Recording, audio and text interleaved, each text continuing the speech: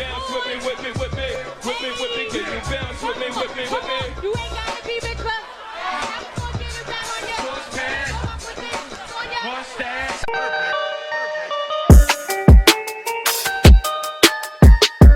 What up guys, it's your boy Ali, and welcome to Hip Hop Forever. Jay-Z released his third studio album called Volume 2, Hard Knock Life. The project was a commercial success. It sold 350K in the first week, and it debuted at number 1 on the Billboard 200. Jay-Z's popularity soared after this album came out. He started doing more shows, he was making more television appearances, and as a result, Jay-Z became a mogul. Over the years, Jay-Z has co-signed a lot of artists. Rihanna and Kanye were both blessed with Jay-Z's co-sign and became household names. Unfortunately, there are a lot of Roc-A-Fella artists that didn't blow up the way Kanye West did or Beanie Siegel, and one of them is the first lady of Roc-A-Fella, also known as Amil.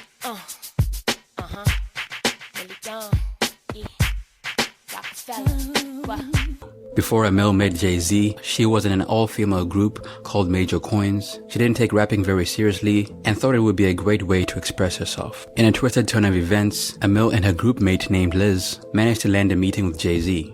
Initially, Liz was supposed to appear in Jay-Z's album. Amil was merely accompanying her friend to the meeting. However, Liz got pushed to the side because Jay-Z liked Amil's freestyle better than Liz's. At first, Amil didn't want to be on the song. She thought her friend deserved to be on it. So in a move of virtuosity, Jay allowed Amil and her friend to record their own versions of the song. However, he still ended up liking Amil's verse better. And that's how Amil's verse on Can I Get Her became a reality. Can I get her?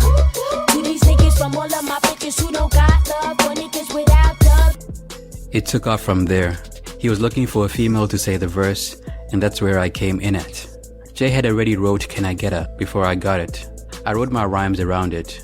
Whenever me and Jay recorded, it was a natural thing. It was always smooth.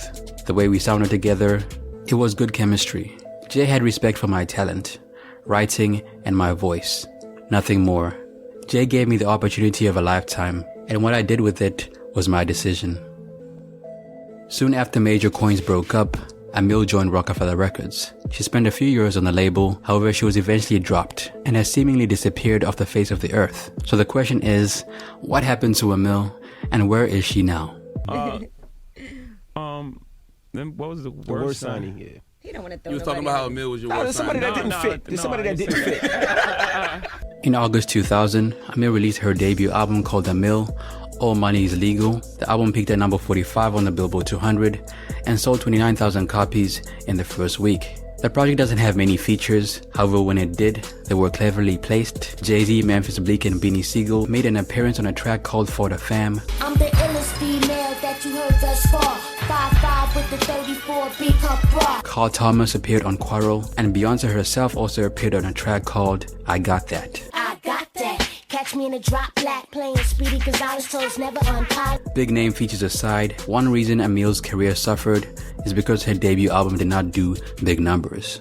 In comparison, Beanie Siegel, who was also signed to Roc-A-Fella at the time, released an album called The Truth in the same year. The album peaked at number 5 on the Billboard 200 and sold 155,000 copies in the first week. Whereas Beanie was able to prove his worth to the label by doing numbers, Amil did the exact opposite. And after that it became evident that she would not be a bankable superstar. In my opinion, Amil's situation was similar to Olivia of G-Unit. For those of you that don't know, Olivia was the first lady of G-Unit. Thanks to 50, she became a star overnight. She was featured on 50's Candy Shop single. She appeared on a couple of G-Unit singles after that. However, despite 50's attempt to make her a superstar, she failed to make an impact on G-Unit Records. Record sales aside, 50 learned the hard way that female artists require a larger marketing budget than their male counterparts. He spent over $2 million on Olivia. He had to pay for her makeup, her hair, her personal stylists. He bought her a car and even made sure she had a place to stay. With female artists, it's totally different High on the maintenance. road than with a male artist. Yeah. If I have a male artist, all I have to do is get him, regular shit, sweatsuit, maybe shit, yeah. some Gucci's or something, or something. The most that'll be the most, and get a nice shape up from the barber. Yeah. Woman, you gotta have feet done, nails done, eyebrows done. You got makeup for hours before the show.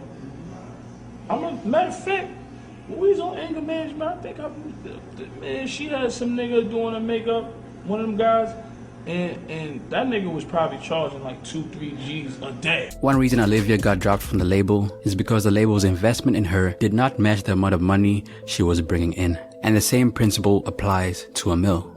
The cost of maintaining Amil, a female artist that only sold 29,000 copies in the first week, was too high. She became a liability, and that's probably one of the reasons she got dropped from the label. Also, Amil's lead single featuring Beyonce failed to make any noise, and that was a huge L. Granted, Beyonce was not as big then as she is now, but in the year 2000s, she was still one of the top females in the industry. So when Amil's single with Beyonce flopped, a lot of people started to question her credibility.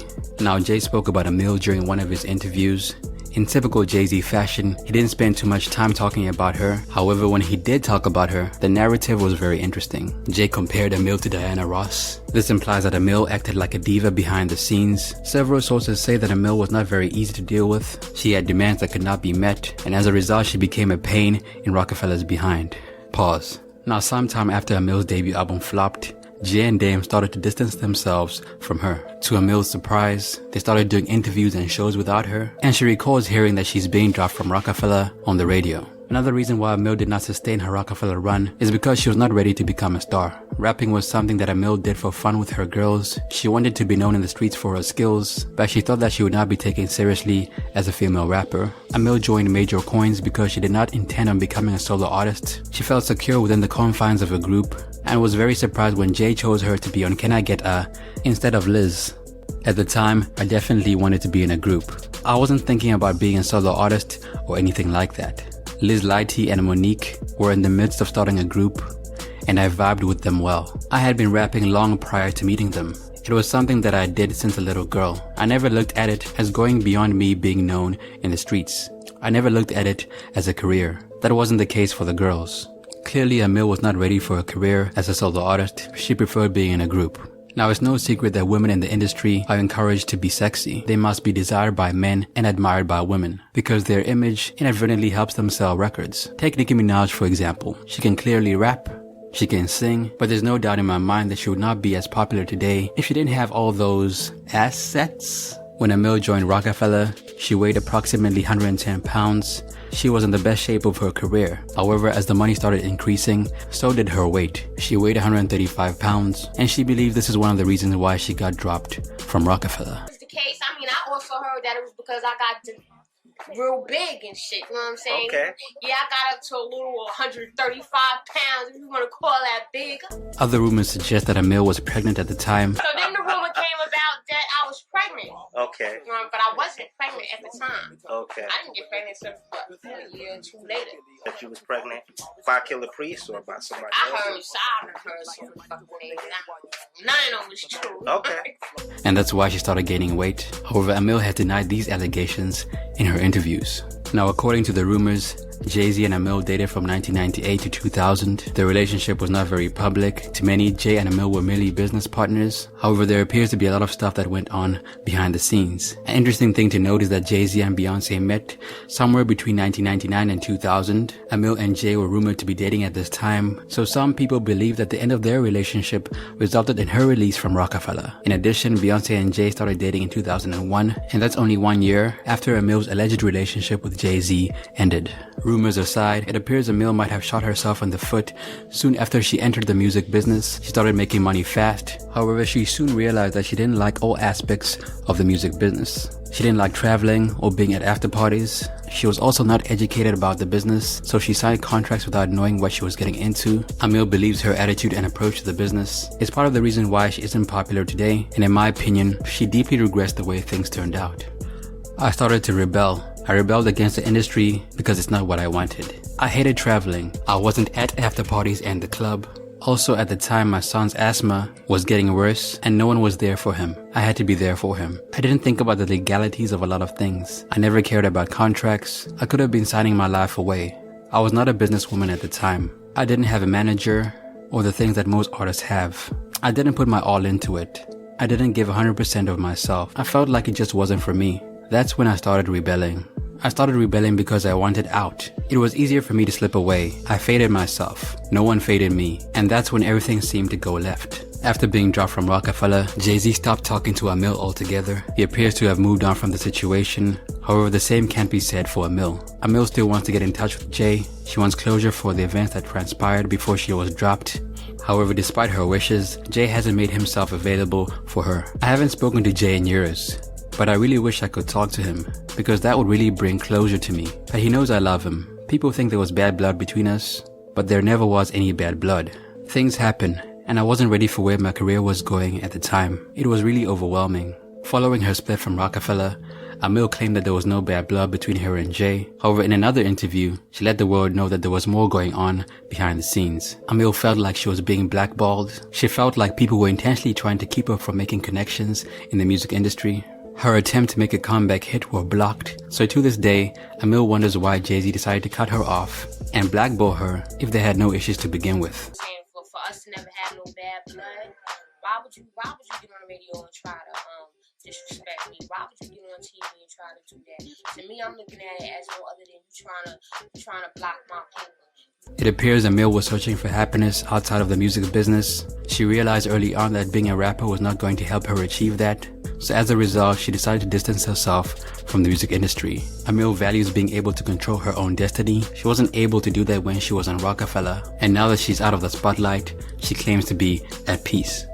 My story is not everybody's story. Being a female rapper is not going to create my happiness. Being in the media or fame alone is not going to create my happiness. I need more. I have to be in control of my own life. Everything that goes on in my life. I won't be happy otherwise. If you're going to be in the music industry, you have to be prepared. Be the best that you can be. Live that life the best you can. Don't let anyone discourage you from doing what you want to do.